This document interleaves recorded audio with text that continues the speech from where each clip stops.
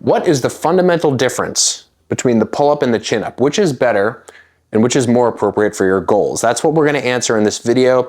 And I'm going to do it very, very simply, very concisely, just by describing the anatomy differences between these two.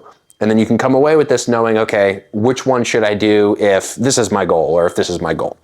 So first of all, these are more generalized terms to basically indicate that a pull-up is something that's more like wide, right? When people do pull-ups, or what we call a pull-up, is generally like when the hands are this way, okay? And so regardless of the names, I just want to clarify what we're actually talking about because people mean different things. Okay, so pull-up is basically when hands are facing this way, chin-up is basically when hands are facing this way. When we do a pull-up, right, we don't tend to go like this and keep our arms like this. That's just awkward and our hands can't really reach that way.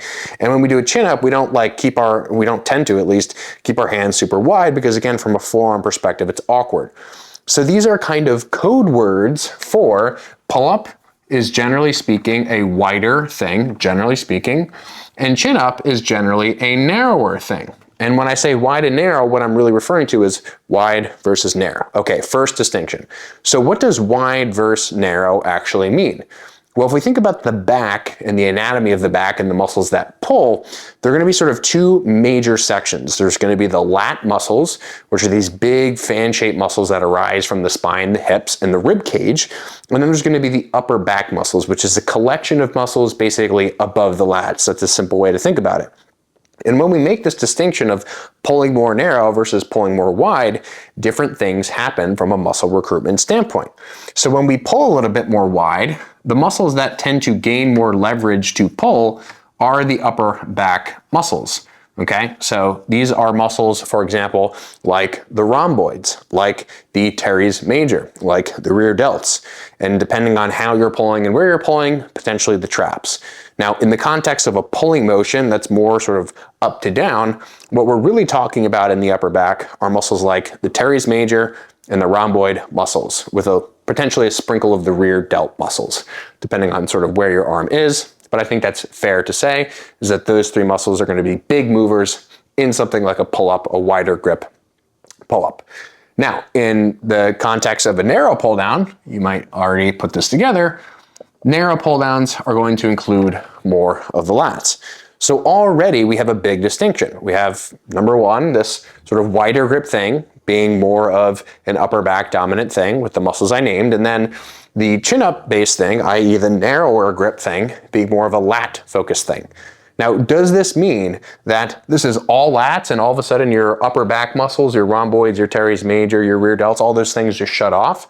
No, this is simply just a description of the bias in the same way that you might describe a bias between training the upper chest with an incline press and training the lower chest with a decline press, right? Similar kind of theme happening here where of course there is always overlap, right? It's not like we can just shut muscles off that perform given actions, but what we're talking about is a bias, a muscular dominance, okay? So with the chin up grip, narrow grip lats, wider grip upper back. Now, what are some other differences and what are some other things to remember?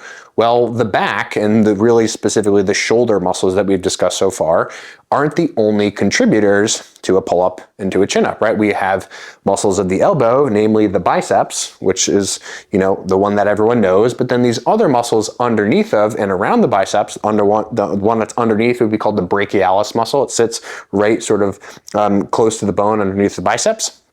And then the brachioradialis muscle, which is this forearm muscle that kind of sits on the top side of your forearm. And so when we do a chin-up, what ends up happening is we tend to have a little bit more of a bias toward the biceps in that particular case. Now, this will especially be true if your palms are facing this way, right? Because in that, what we call supinated position, our biceps have a little bit better of an ability to bend our elbow. But keep in mind that a really big distinction here is not just the hand position, although that does matter. And that is what will sort of make this the quote other elbow muscles, right? The ones I just named, the brachialis and the brachioradialis. So pull-ups tend to bias those muscles, chin-ups tend to bias the biceps. And if you do something in between, you'll probably get a good blend of all of these. And again, this is a bias. This is not meant to describe like, oh, this is 100% biceps if you do a chin-up and none of these, right? There's overlap. But the shift is quite apparent when you do both of these motions in isolation. Like when you do this kind of motion that's a little bit wider, you'll tend to feel more of like your forearm and, you know, less of like the clear biceps. And then when you put your arms here and you do it this way, you'll tend to feel more pure biceps, less sort of forearm based stuff. Okay, so overall, these are the differences, and which of these ends up being more appropriate for you is going to come down to what you're trying to do. So if your goals are more lat specific, go with something like a chin-up. If your goals are more upper back specific, go with something more like a pull-up. Ultimately, these things all exist along a spectrum, right? So when I'm describing these things and I'm showing these videos to you all, I am picking very specific motions to demonstrate. But just recognize that all these concepts fall along a spectrum of lats to upper back to biceps to brachioradialis to brachialis, right? All these things exist along a continuum. What that means is that you can basically pick a sort of middle ground between these two things to strike the middle, right? So instead of going extremely wide, you know, sort of more chest up in this typical pull-up fashion, and instead of doing the extreme of like super narrow, you know, palms to the face, maybe you have a pull-up bar that's kind of in between, right? So like a lot of lats and a lot of upper back, and, you know, perhaps these two things kind of share more load as opposed to focusing on one versus another. That's also a perfectly fine approach.